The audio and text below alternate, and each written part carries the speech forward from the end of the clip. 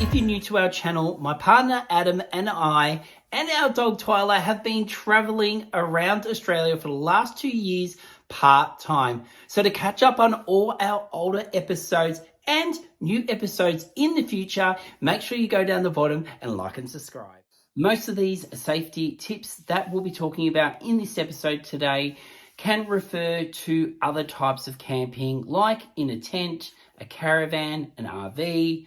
So don't turn the channel off. Stay tuned because I'm sure there'll be something for you. Not too long ago, we put the question out there, would you like a safety video? And we got so many comments saying, yes, we do. So here it is. Now, one thing we definitely don't want to do with this episode is scare you off van life. Van life is so much fun. And seriously, the biggest thing, if you're going to take away from this episode, without spoiling it, is using your gut instinct. This is the thing you need to always trust in and listen to. Always listen to your gut. If you don't feel safe, get out of there. But first things first, you need to find a location. Now, finding a location and knowing if it's safe, one of the easiest things you can do is use an app like Wikicamps in Australia, that is. If you're in another country, they might have similar apps or the same app. We have reviews on the area you're going to, so you can straight away get that feeling of if it feels safe or not. There are reviews on there that are quite updated quite regularly. So with that, you can find out if someone was staying there last week, what was the crowd like, and all the rest of it. Now, one thing you definitely need to take into consideration is obviously on weekends, people just want to get away from the city. They want to go have a drink around a fire and enjoy time with their friends and family. Now, sometimes when alcohol's involved, even drugs, things can get hectic. So just take that into consideration. If you got the option of camping midweek and you want things a bit quieter, go midweek. But if you don't mind, or you might not even have the opportunity to go midweek because you work and you need to go the weekends, this is where you just need to be that little bit more careful and, again, trust your gut feeling. Now that you know where you're going, make sure you tell someone. Let a friend or family member know where you're going, how long you're going to be going for, and if you do have phone service at that campground, give them a call or a text to say you're there and you're safe. In this day and age, phones are amazing. They're a great way to keep you safe and even giving you directions. And because of this, we've got to make sure our phone is fully charged and you've got a way to charge it if it does run out. Now, phone service is not always reliable, especially at these free camping areas. They're normally in very remote areas. So there's a few things you need to remember when it comes to this. One, keep an eye on your phone as you're driving around, and find out when your phone cuts out of service. Remember that spot so you can get back there if you need to call someone. You don't want to be driving around in the middle of the night going, where do I get phone service from? Where do I get phone service from? But try to keep conscious of where you dropped out so you can get back to that spot if there is an emergency. Also, it's a bit old-fashioned, but maybe it's time to consider getting a decent map and a compass or both. These things can help you when there is no service and you're in a very remote place, especially if you're going to certain places in Australia. You can be so off the beaten track. Adam and I haven't really gone far away from, major cities and towns. So we haven't really had to rely on this, although I have been nearly called out once up at Mount Disappointment where I did make the wrong turn. I didn't have a map. I had no phone service, but thank God, again, my gut instinct got me out of there and I got back on the track, but it was a close call. Arriving to your destination. So what Adam and I do, we'll normally drive around the full camping spot. Sometimes it's like a big loop, or I'll go in and then turn back around and just check out everyone's campsite, just kind of engage them. Is it families? Is it young people? Is it people with big stereos hanging out their car? What kind of people are there? And if we feel comfortable. Once I've done that, we'll pull over and we get out of the van if we feel safe, and then we'll start looking around the area, just making sure there's no things like, oodles of needles, packets on the ground, beer bottles smashed everywhere where young hoons might come and drive around in the middle of the night and things like that. So kind of just get an indication of, is it a nice friendly little camping area, or if it's just somewhere where locals come and hang out and do naughty things. And then once you are walking around, you'll get to meet some of the people that have been camping there, and normally they can give you an idea of what it's like. Just recently, when I was up at Mount Franklin, I ran into the neighbours who actually watch our channel, and we started talking, and they let me know that the people next to me where I was thinking about camping were up all night partying, had loud music on, they were doing drugs, and it was not a good thing. Thank God they left that day, and then I actually took their camping spot. Besides them leaving mess, and I actually cleaned it up, it actually got a good spot, so thank you to them for leaving. But yes, they weren't nice people, but there was a lot of people still around that area to make me feel actually safe. I spoke to other people later on. They said one of them did call the police, and then that night the police did actually come around and do a loop around Mount Franklin. So police do sometimes check up on these places. Not always, it's not guaranteed, just depending on where it is and how close it is to a town, I suppose. Now, besides talking to the locals and checking this space in the area, because we do travel with a dog, we are also looking for people with other dogs. Are they on lead? Are they not on lead? Some people choose just to not to have their dog on lead, and that does worry us sometimes, Twyla being a small dog, and she does often bark at dogs, so she probably provoked them, and we've kind of got no control over that because we're just bad daddies. And there you go. That's a fine example of what Twyla can do when she sees people or other dogs. She's still a little bit grumpy, but we'll see how we go.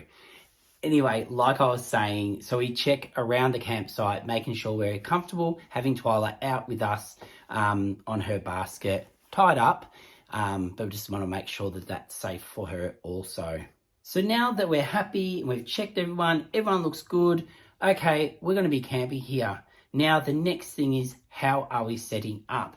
Now, you want to try your best to have two ways out. So that means not having something in front of you and not having something behind you. So at least it would have to take two people to park at either end of you for you not to be able to get out of there in emergency. Okay, so the likeliness of that happening is next to none. So we always try to face out straight towards the road where we can get straight out. We don't really want to be reversing in emergency.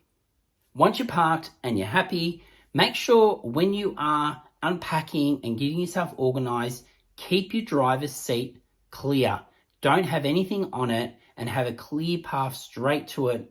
So if there is an emergency, you can get straight to that seat, hop in it and drive off. Now, the next part of this is you'll need your keys. So we always have the exact same spot. We have the keys in the van with us, right there on a hook. So every time we stop driving, that's where they go, that's where they stay until we leave. And that way, in an emergency, we know straight away where our keys are. Our phones are normally on us, and at night, we always make sure they're in reach of us to grab our phones also. Now, this idea works fine for someone traveling by themselves, but Adam and I do constantly use his seat for storage just to get some stuff from out the back into the front, out of the way. So his seat isn't as easy, to get to in an emergency. So in that case, Adam and I have come up with a plan where he will grab Twyla, keep her safe. If a police need to be phoned, he would be on the phone to the police also in a safe spot in the back while I drove out of there until we could get his seat cleared. The ideal world, we would get that seat cleared off quickly and he could harness Twyla in with him. But regardless, it depends on the situation, to be honest. Ideally, yes, you want to have your seatbelt on, but in case of a full emergency, Adam's job is to take care of Twyla and get onto the police. My job is to protect us and drive and get us out of there. Now, we spoke about people drinking around campfires. This is something definitely you should think about if you are the designated driver. Before you start having a drink, make sure you are feeling safe and confident where you are, because once you start drinking, you don't want to be driving. Obviously, if it was a major emergency, things might change, and that is your judgment to decide on that. But what I'm saying is, if you're really not sure and you want to stay there and you're like, maybe lay off the booze, don't drink, so you can drive sober and stay safe. Now, when it comes to setting up outside, we normally put our awning out. We might put a mat on the ground depending on how the ground is looking. We have 2 cheap Kmart or Bunnings chairs that were about $12.50. We put 2 of them out for us and our fold-out table. Now, because our setup is so simple, we don't mind packing it up every single night and putting it away. It literally only takes minutes. If there's 2 of you, it's even quicker. So we do that because that way, in the middle of the night, we can just go. Now, we would have no problem leaving the table and the chairs out there because, look, they're worth hardly anything and our safety is worth more than those things. But the awning is the one that can get you in trouble. You don't want that dragging along the side of your van as you're driving down the road to safety. So we definitely always bring that in. It's a good idea anyway, because your awning, it can be blown off in the middle of the night, even if it is all pegged down and all the rest of it, because you don't know how the weather's going to change overnight. You might think it's nice. And I have seen people in caravan parks pulling them in, 2 people trying to pull them in gusts of wind, and it's not a pretty sight. So once we're packed up for the night, we will take Twyla for her last toilet run. We let her go. She goes out about 11 o'clock. So we always do this walk together. We try not to let one of us go out with Twyla. We always go as a group. We always lock our van when we leave it. And then when we get back and we're inside, we lock it again with us in it. It is alarmed. But the alarm allows us to actually still be in the van while it is alarmed, which is awesome. And then we'll get our keys and we put them in the exact same spot, like I said earlier in the episode, and make sure our entrance besides the curtain is clear to get into the front.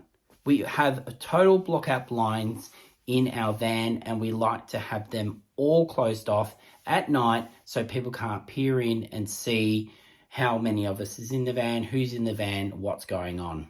Now, like I said earlier in the episode, I don't always travel with Adam and Twyla. I have been doing a lot of episodes by myself lately. And look, traveling by myself, it doesn't overly worry me, but still it's the same. I'm very conscious, I am only one person. And if there is many, it could be a very scary experience. So on occasions, what I have done is put out Adam's extra chair. So if you're traveling by yourself, go buy yourself a cheap chair like we've actually got, and put it out. Have 2 chairs out.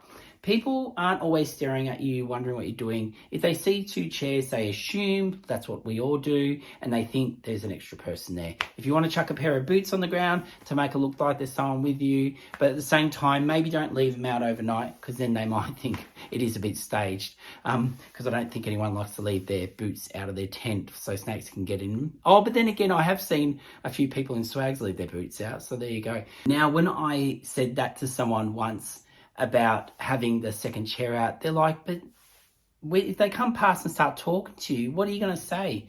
Well, you just say your partner's asleep inside the van. That's what you say, so keep it down. So hopefully these little tips can help you if you are traveling by yourself. Now, for you people out there who are camping in tents, if you want to feel a little bit more secure in your tent and you want to lock your doors, but at the same time you're a bit worried about locking them and being trapped inside your tent if there is an emergency, you can buy an S-hook. You can get these from like Bunnings and places. It's just literally an S, and you can pop that through where the 2 zips meet, and it'll just hang in there. That way, if someone tries to unzip your tent while you're sleeping, you will know about it. It gives you time to get up and react, rather than them just getting straight in and coming in, or rather than if there is an emergency and you need to get out of your tent quick, you just pull the S hook out and get out, and you don't have to worry about locks. Now, if you're in your van and you want to make yourself feel even more secure, but at the same time be able to get out of the van if you need to really quickly, you can use the straps with the adjuster on it. I don't know what they actually call these straps, but I can show you in the visuals. And you can strap your doors together in the front, which then they cannot be open. And then on the back, we can do this. We can attach it to the top of our door, and then it brings it down to my side of the bed. So if you find somewhere you can anchor it off to, and we can pull that tight, and that will keep our doors completely sealed. Now, another option is if you're worried about your back doors being open, you can park up against a tree flush, so then that way no one can open your back doors. Now, with saying that, that means you've only got one way to drive out, so you could get trapped. So that is definitely something you should think about and weigh up the odds. Now let's talk about, should you carry weapons in the van to protect you? And also, what would you do if someone was trying to break in to attack you or do something terrible to you? My first tip would be not to have weapons. No, don't do it. It's not safe. Though, whatever you choose, if you were to pull out a knife to make yourself feel like you're being protected, that knife can be used on you. If you don't know how to use a knife properly or a weapon properly, don't use it. You're better off fighting with your own hands and doing self-defense courses to defend yourself than using something where it could end up being used on you. Now, you might not be that dramatic by thinking, I'm going to take a knife with me. But at the same time, some people do think about, oh, I'll take a baseball bat, or I'll take something I can swing and hit someone with. Well, that's all good and proper, but just remember, a baseball bat does kind of need to be swung, and there's not much room in a van, so you'd want to probably take something a little bit shorter with you if you're doing something like that. And another tip is, make sure if you are using something like that for protection, that it actually has an end on it, like a baseball bat, where it can't be pulled from your hand. Everyone reacts different in emergencies, but all I can say is, you're better off not being a hero and just concentrate on getting out and away from the situation. That is the main thing you want to do if things get bad. Like I said before, I haven't heard of this happening to really anyone when they're camping that I know personally, so I don't think it'll ever get to this point. But like I said, get yourself out of the situation. That's the main thing. Don't try to be a hero. To smash a car window, it's pretty damn hard. And then also, your van windows are up so high that they would physically have to lift themselves up and over the broken glass to get into you. And by this stage, you've had plenty of warning. Hopefully, you've been able to drive off out of that situation. If someone is trying to break into your window as you're trying to drive off, or even if they are just trying to break into your window and you want to stop them from smashing it, one way you can try to stop this is by applying pressure to the window. This happened to me quite a long time ago, so I know it works. I was in the city, I was with a friend, and we just finished having lunch. We went down the street to go to his car, and we went to drive away. But before we could even get into the car, 3 men approached my side of the car, which was the non-driving side, and told me to let them take the car. They pulled out a knife. Now, I was half in the car already, so I jumped in the car, closed the door, locked the door, and then the person that was with me was in actually a bit of shock. So I talked them through it and said, look, you need to concentrate, you need to drive, and you need to drive now. So he started to do that and come to his senses, but these guys started to kick the windows in. I put all my pressure up against the window, and it stopped the window from breaking and gave us enough time to get away. The car was a little bit dented and bruised, but we were safe, and that was the most important thing. Well, after all that dramatic acting, We need to calm down. Now, let's talk about leaving your van and the security. Before leaving your van, make sure you haven't left things in your cab out on show. Cords, when you leave cords out, like charging cords, it kind of just indicates that you might have electrical goods in your van to steal. Money, don't leave money on show. If you're going to keep money, put it away, like coins and stuff for parking. You want to have that sealed off so people can't see them when they're looking in the windows. If they've got a few vans to pick from and yours is the most boring van, they're not going to break into your van. Okay, so keep your van nice and clean and tidy so when they look in there, they're not going to want to steal anything. Before you even leave the van and you go off on your adventures for the day, make sure you conceal all your expensive things away in your bag before you leave. And do take your expensive things with you. Try not to leave items in your van of value. Take them with you. Take your wallets, take your phones, and especially take computers. You can get plenty of waterproof backpacks. That's what Adam and I have. So if we ever do travel with our laptops, they go in the bag and they come with us. Even if it means us both carrying a backpack, we take all our gear with us. So if they go in the van, they've only got food and clothes to take. And I'm sure if they're breaking in to the van, they obviously need it more than us. Now, if you want an extra layer of security when you leave your van, you might want to strap some of the doors. Obviously, you're going to need one door to get back into, so you can't strap them all. But if you feel more secure by strapping the others, you could do that. Just like at night when you close all your blinds, you're probably better off doing this when you leave your van. Same as your cab where I was saying, put everything away. It's the same in the back. If you close all your blinds off, you can leave everything out that you normally would have out, but you're not showing it off to the world to see. And like I said, if someone's desperate for something and they look in there, they might see your TV sitting there and they'll think, hey, I could sell that. They break in. So just get rid of that temptation of them seeing all these things by closing your blinds off. Now, if you're like Adam and I, you would have an alarm on your van. Ours is fantastic. It's so loud that I think even if we're in a small town, we'll be able to hear it from a mile away going off. So they're a great idea to have. Now, if you don't have an alarm and maybe you can't afford to have an alarm, you can get stickers, fake alarm stickers. Any sort of deterrent is good.